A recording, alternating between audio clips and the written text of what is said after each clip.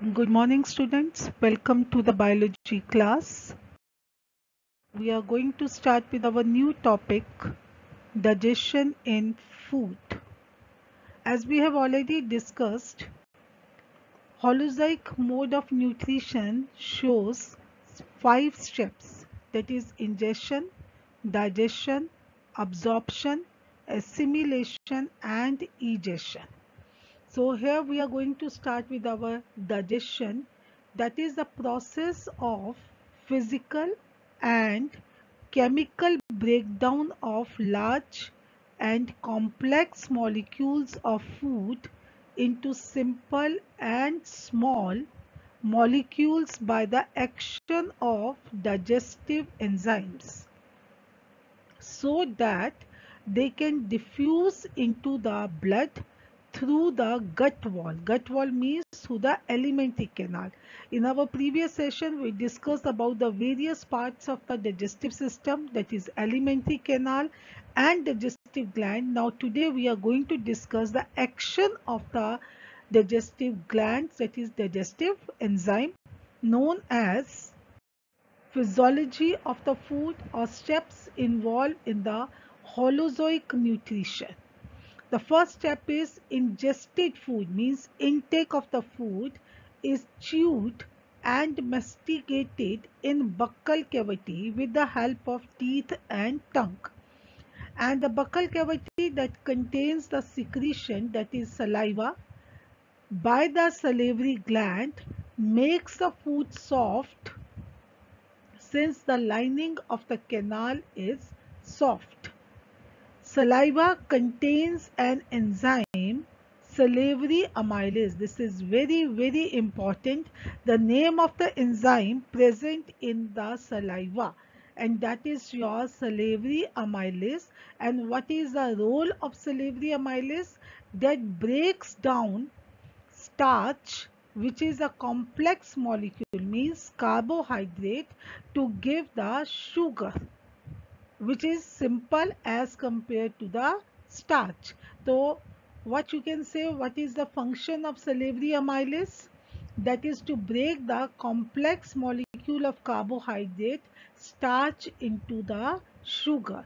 So this is what takes place in the buccal cavity. The secretion of buccal cavity is saliva. Enzyme present in saliva is salivary amylase. The role of salivary amylase is to break down the starch into the sugar. The lining of canal, means alimentary canal, has muscle that contract rhythmically to push the food forward. Such movements are called as the peristaltic movements and occur all along the gut. Means from the buccal cavity, now food has to move to the esophagus, from esophagus to the stomach, from stomach to the small intestine, and they have to be moved with some rhythmic contraction of the muscles, and that rhythmic contraction of the muscles are known as the movement, and that movements are known as the peristaltic movement, which push the food forward. No digestion takes place in the pharynx and esophagus. ये भी question अलग से आ जाता है. You have to name 2 organs या 2 parts of the alimentary canal where no digestion takes place. या name 2 parts where there is secretion of no enzyme. So they act as a channel through which the food passes into the stomach. Now from buccal cavity, now the food passes into the stomach with the help of the movement that is known as your peristaltic movement. So in this image you can see, so this is the first one, that is the food is being chewed, masticated, and they are being mixed with the saliva, swallowed and pushed past the esophageal sphincter, that is the opening, to the stomach, and from stomach to the intestine.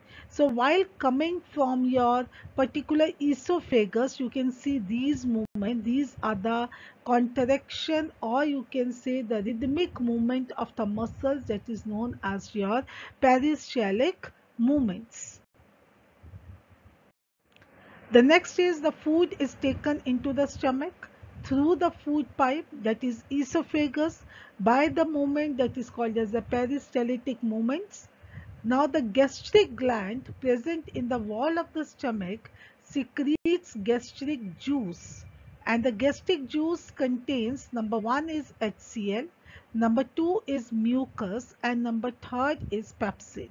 So the three products are being present in the gastric juice, that is HCl, mucus and pepsin. Now we will discuss the function. HCl, it creates the acidic medium for the action of enzymes. So it provides the acidic medium.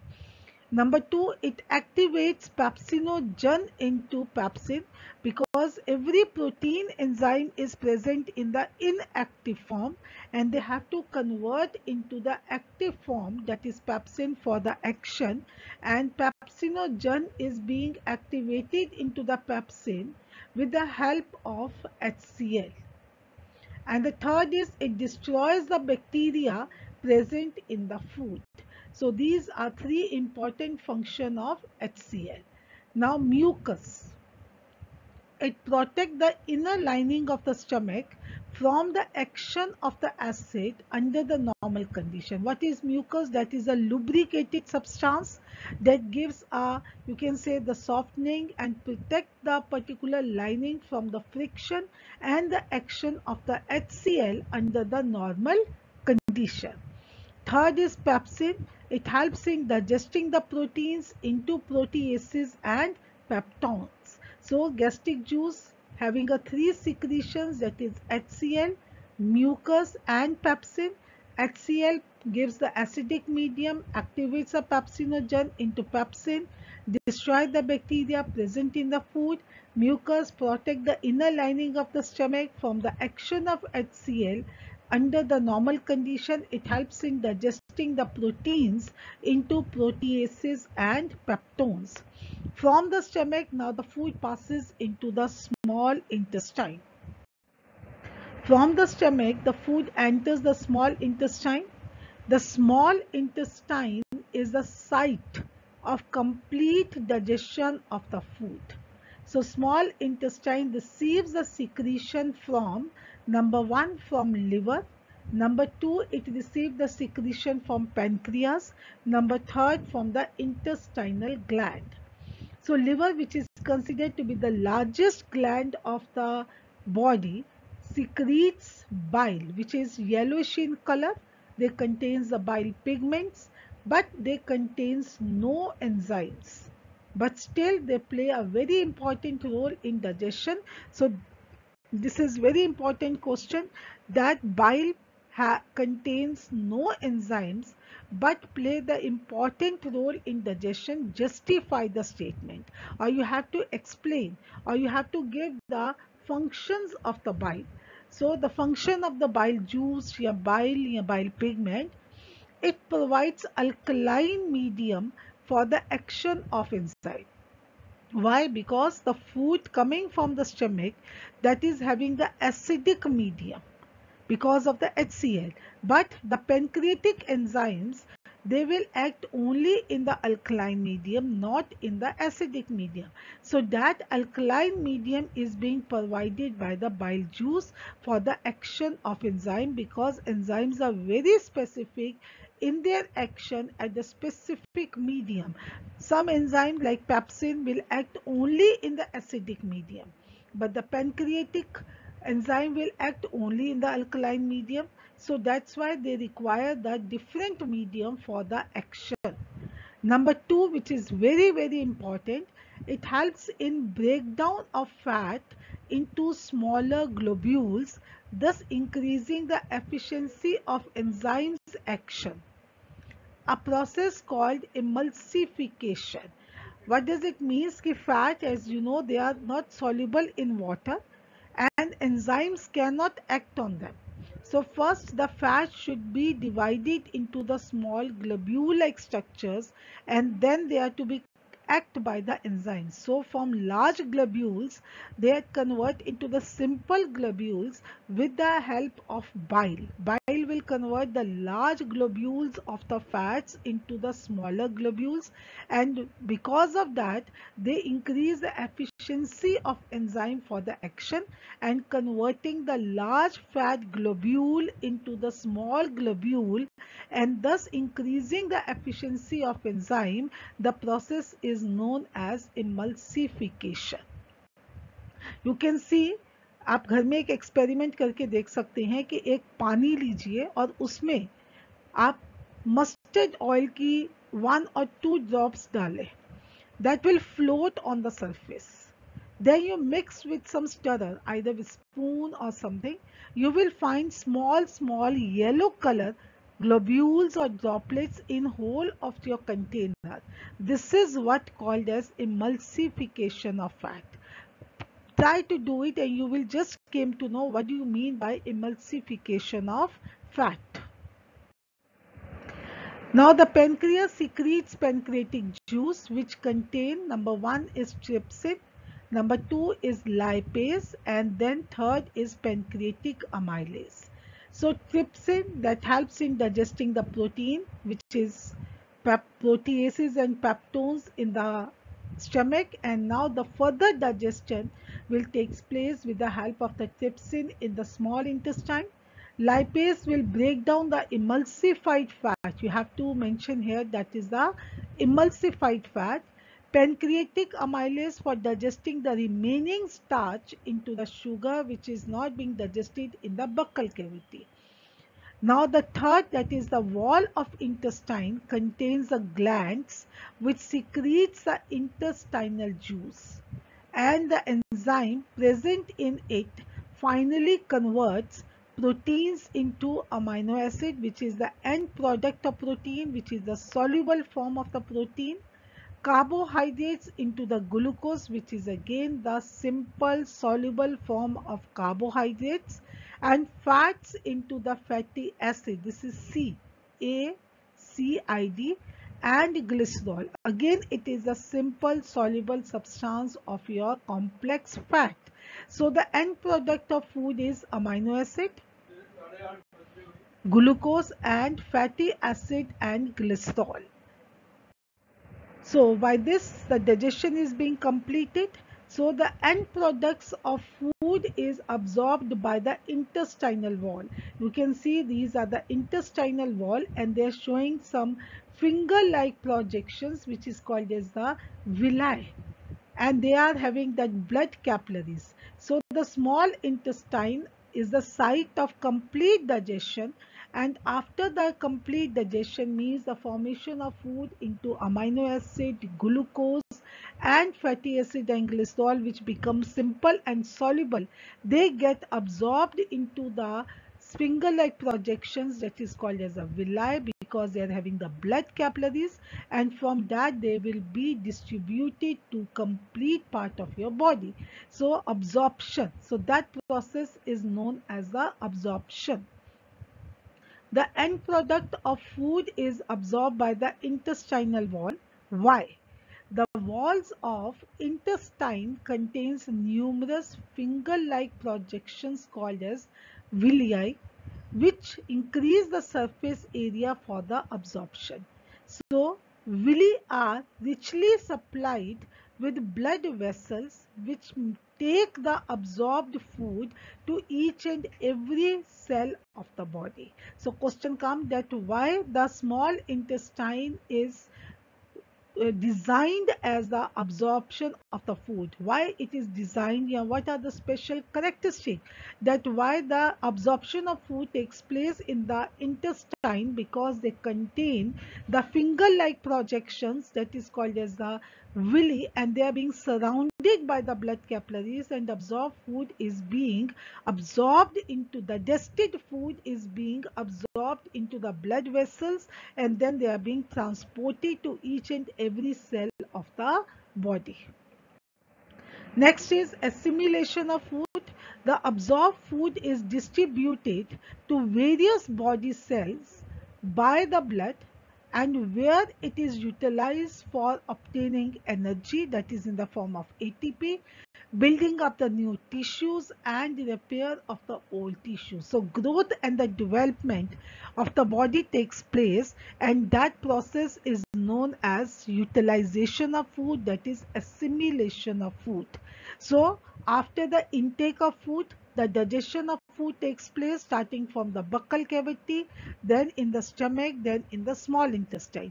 And the end product of digested food, that is your amino acid, glucose, fatty acid and glycerol, they are being absorbed in the intestine and then distributed to each and every cell by the blood, and that distributed or absorbed food is being utilized by the body to carry out their metabolic processes, the growth, development and repair, that is known as assimilation. Now, what will happen to the unabsorbed or undigested food? That is a last step of the holozoic nutrition. So the unabsorbed food is sent into the large intestine, where more will absorb the water, and from this material the rest of the material is passed, removed or ejected, you can use any term for that, from the body via anus, known as ejection or defecation. So that process is known as the ejection, that is the elimination of undigested, unabsorbed food, and the organ which is involved, that is your large intestine, because they absorb the water from that, and whatever the material, that is the rest of the material, is being ejected out, removed out, that is in the solid form. That process is known as a defecation. The exit of the waste material is regulated by the anal sphincter, that is an opening. So by this we finish the 5 steps of the holozoic nutrition, that is your ingestion, digestion, absorption, assimilation, and the last one is ejection. The alimentary canal is a passage through which the food passes from one, you can say, the part that is from buccal cavity to the stomach, through the esophagus, from stomach to the small intestine. With the help of the enzyme, the various complex food, that is your proteins, that is your carbohydrates, fats, are being digested into the simple soluble substances, that is glucose, amino acid, fatty acid and glycerol, and then they are being absorbed by the body, absorbed by the small intestine, distributed, utilized, and unabsorbed, undigested food is being eliminated from the body through the anus. Intake is by the mouth and ejection is through the anus. So we are having two openings, one for intake the food, another is for ejecting the undigested food. So such type of digestive system is known as a complete digestive system. Now there is one very important question, that why the length of small intestine differ in the various animals. You know, the small intestine is the longest part of the body, and they are being coiled and compactly arranged in our body. But the length of the small intestine differ in the various animals depending on the food they eat. We are having two type of animal, that is herbivorous and carnivorous. So herbivorous, eating the grass, need a longer small intestine to allow the cellulose to be digested, whereas carnivores have a shorter small intestine because meat is comparatively easy to digest. So the herbivorous animal, they will have a longer small intestine as compared to the carnivores, which are having a shorter, because cellulose needs a more, or you can say the longer small intestine as compared to the carnivores, or to digest the meat. So this is all about your nutrition. What is nutrition? What are the various modes of nutrition? Autotrophic, heterotrophic. What are the various modes of the heterotrophic nutrition? That is saprophytic, parasitic, holozoic. So first we discuss about the autotrophic nutrition, that is your plant nutrition. Then we discuss about our animal nutrition, that is the holozoic nutrition in the unicellular organism, followed by the human being, that is the multicellular organism. Human beings have a well-developed digestive system, which is being divided into the alimentary canal and digestive glands. So in our previous session, we discussed about our digestive system, that is alimentary canal, the various parts of alimentary canal, various glands and their secretion. And today we discuss about the steps involved in the digestion of the food in the human being, starting from the buccal cavity till the large intestine, that how the undigested food is being eliminated from our body. So this all about our nutrition. Go through it, learn it, understand it, copy it in your fair notebooks. If there is any problem, you can call me, you can contact me, and in your coming unit test you will have your syllabus, that is nutrition. Only MCQs will be there, 6 or 7 MCQs will be there. So thoroughly go through this and also consult the NCRT. Our next lesson will be on respiration, which is your another very important life process. Till then, stay home, stay safe, stay healthy. Goodbye. Thank you.